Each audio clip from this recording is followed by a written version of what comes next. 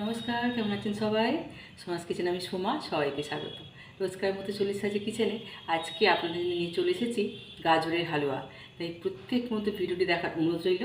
ভালো লাগলে please like comment share করবেন নতুন বন্ধুদের জন্য। তাই ঝটপট চলুন রান্নাটা শুরু করে ফেলি। প্রথমেই আমি ঘি দিয়ে দিয়েছি।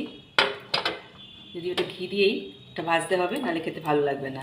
আর দেখাই কতটুকু আমি গাজর কেটেছি। এই দেখুন, এই গাজরগুলো আমি কেটেছি।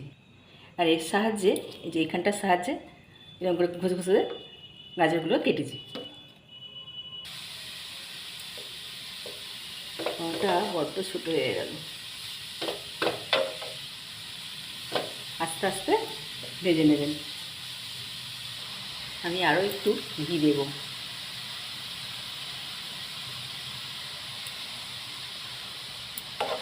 ভালো করে একটু ঘিটা চতুর্দিকে চালিয়ে দেবো, যাতে সব জায়গায় ঘিটা যায়।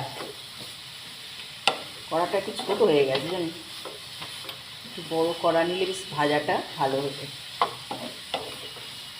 অনেকটাই গাজর হয়ে গেছে। এখনও যেসব বন্ধু আমার কিচেনে আসেননি, তুমি চটপট চলে আসুন আমার কিচেনে নতুন নতুন ঘরোয়া রান্না শিখতে। আর আমার রান্না কীরকম হচ্ছে বা আমার ভিডিও কীরকম হচ্ছে, প্লিজ সবাই কমেন্টে আমাকে জানাবেন। এই যে 1 চামচ দুধ, আমুল দুধ দেখছেন, এটা আমি দুধ ফুটছে 500, তার মধ্যে আমি এই দুধটা অ্যাড করে দেবো। আর এই চামচটা দেবো দুধের মধ্যে। একটু বেশি দুধ না হলে ঠিক হালুয়াটা খেতে ভালো লাগবে না, তাই একটু বেশি করে দুধ দেবেন।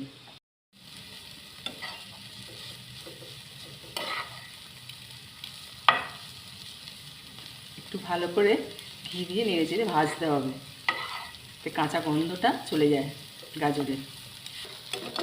একদম খুব সুন্দর ভাজা হয়ে গেছে। আর কত কমে গেছে দেখুন ভাজতে, কত ছিল একদম অল্প হয়ে গেছে। এইভাবে ভাজতে হবে কিন্তু। একদম ভাজা হয়ে গেছে। এবার এর মধ্যে দুধ দেবো।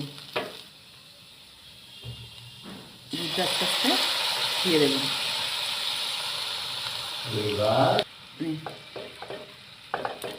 ভালো করে দুধটা চাড়িয়ে দেবেন চতুর্দিকে।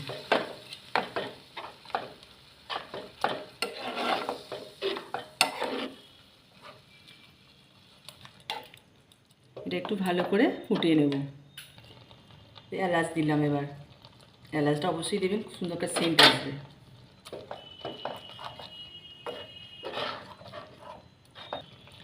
গোটা কাজুকে একটু ভেঙে নিলাম, এইভাবে ভেঙে নেবেন।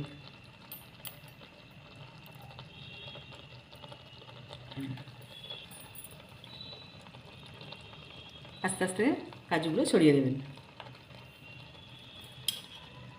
আমি আমার মতো চিনিটা দিলাম, এবার আপনাদের মতো আপনারা চিনিটা দিয়ে দেবেন। আমি খুব একটা মিষ্টি খাই না, কিন্তু অল্প দিলাম।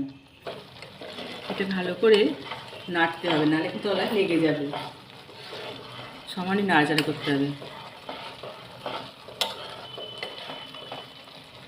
এইভাবে সমান একটু নাড়বেন। যখন দেখবেন ঘি ছেড়েছে, দেখতে পাওয়া যাবে ঘি মতো, তখন জানবেন পারফেক্ট এটা হয়ে গেছে। দেখতে সুন্দর হওয়ার জন্য উপর থেকে কিশমিশ আমি দিয়ে দিলাম। একদম আমার রেডি গাজরের হালুয়া। এইভাবে একবার বানিয়ে দেখুন, নিশ্চয়ই আপনাদের ভালো লাগবে। ভালো লাগলে প্লিজ একটা করে লাইক শেয়ার কমেন্ট করতে কিন্তু ভুলবেন না। তাহলে আজকের মতো আমি এখানে শেষ করছি। দেখা হচ্ছে রান্নাঘরে নতুন কোনো ভিডিও নিয়ে। সবাই ভালো থাকবেন, সুস্থ থাকবেন।